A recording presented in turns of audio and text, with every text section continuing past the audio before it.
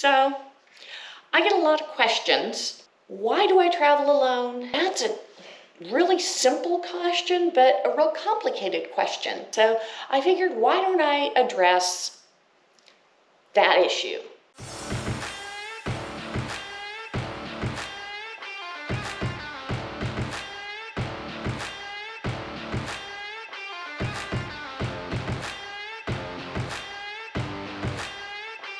Hey there, hi there, ho there, and welcome back to Checking Out America.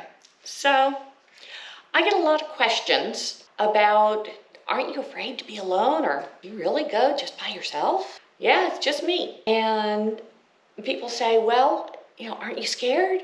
And lots of other questions like that. So I figured, why don't I address that issue, that topic, when there are a lot of YouTubers out there that travel with an entourage, a lot of YouTubers who have a cameraman or a companion who can do some of the filming for them. Wish I did, but I don't.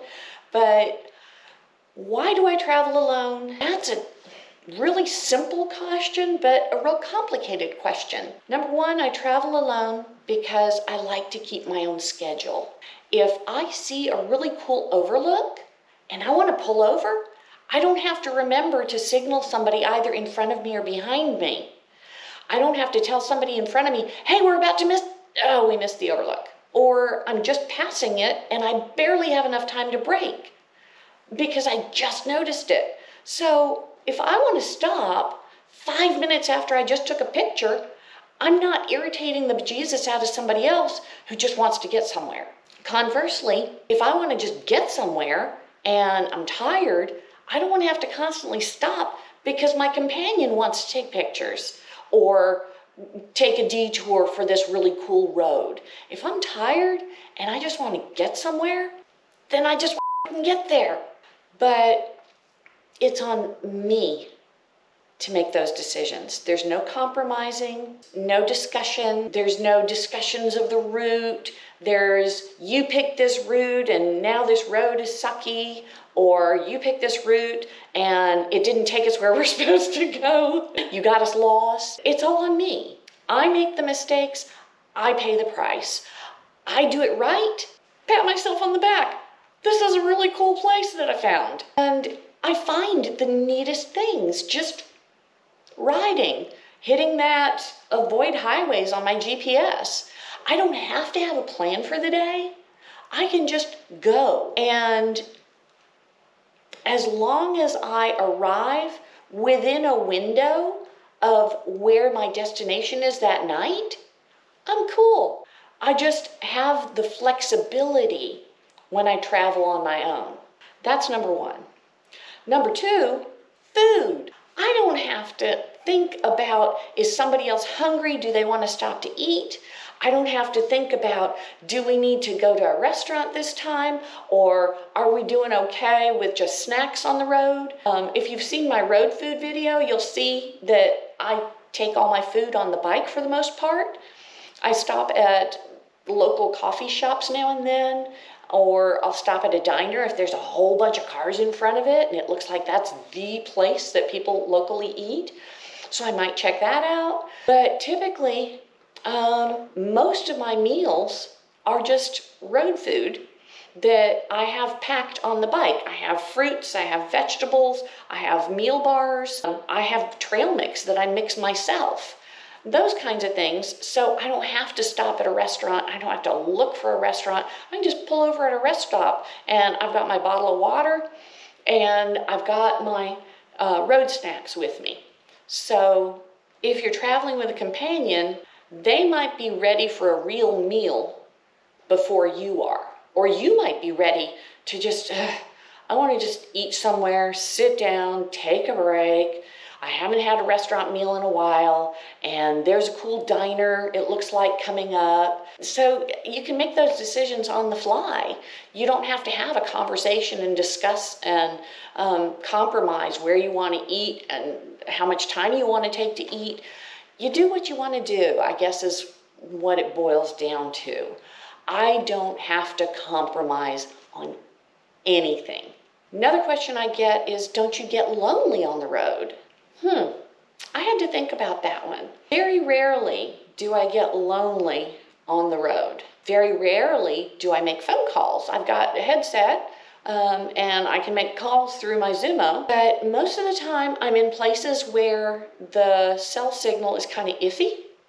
And, going from one cell tower to another cell tower, even when the signal is good, you're going to have dropped calls and connection issues and things like that. So I don't frequently make phone calls for company or to chat while I'm traveling. Sometimes I do, but not that frequently. So how do I not get lonely? Other bikers.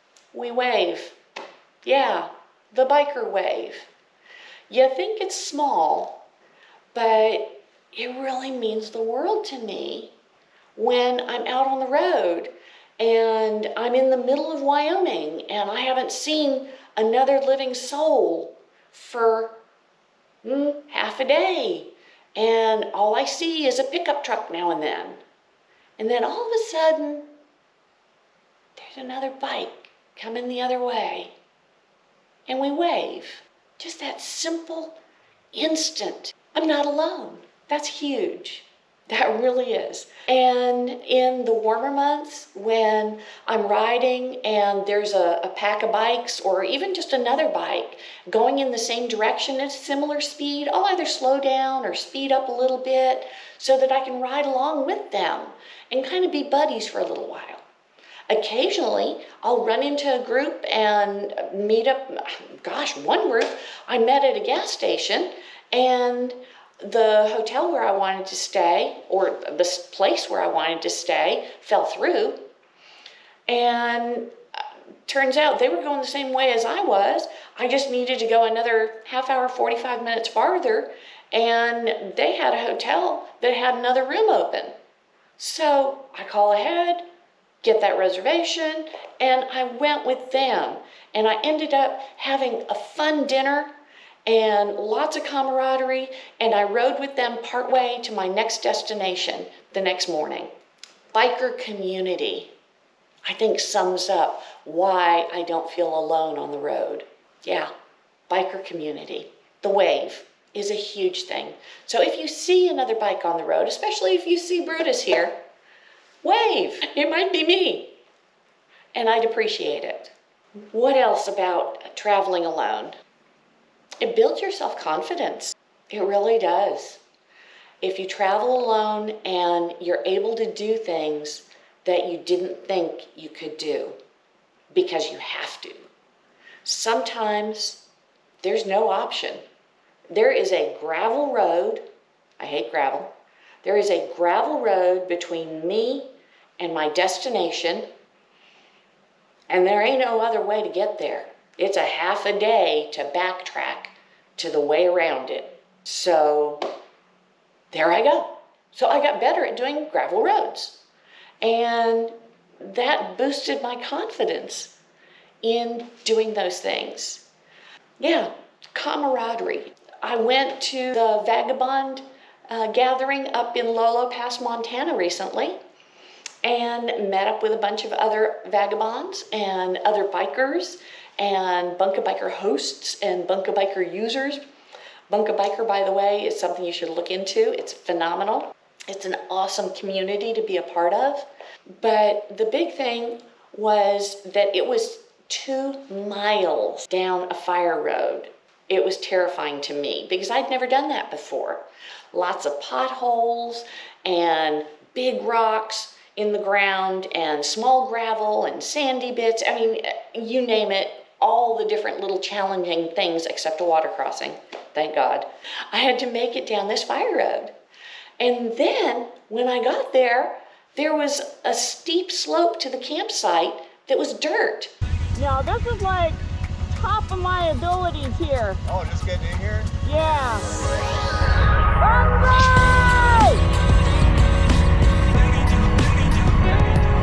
And there was a grassy section that was kind of mounded up in the middle. You know, the ruts had been worn down with trucks going down and cars going down up the slope. And there were roots sticking out, and I found it very daunting. But with my community around me, I made it.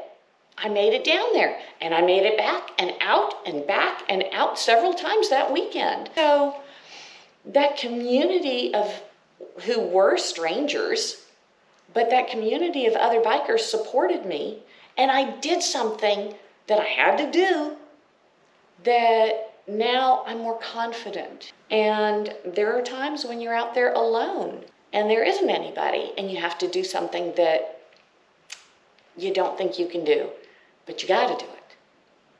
And that builds your confidence. So, do I get lonely on the road? And why do I ride alone? I hope that's answered all your questions. I love riding on my bike. And I'm not about to wait for just the right person who wants to eat when I want to eat, or likes the same overlooks and wants to stop at exactly the same time that I want to. What are the odds? And I like the solitude sometimes. So there you have it. Those are all my answers. Hope I answered your questions. If you have any more questions, put them down in the comments. I'll be happy to answer. I always watch for the comments. And absolutely, please like, subscribe, and if you want to see when the next video drops, hit that little bell in the corner so you get notified when the next video drops. And once again, like I always say, get out there and have your own adventure.